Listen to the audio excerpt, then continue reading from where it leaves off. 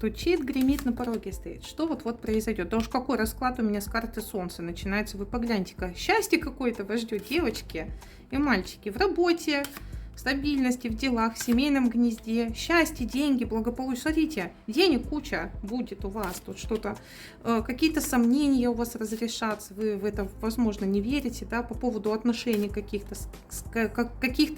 короче, в вашем семейном гнезде или вообще, в принципе, в вашей жизни могли завестись какие-то люди-змеи. Вот здесь говорят, вот это вот из вашей жизни все уйдет, да, и после этого здесь благополучие какое-то будет у вас. Да, благополучие, у кого-то здесь мужчина может в жизнь войти.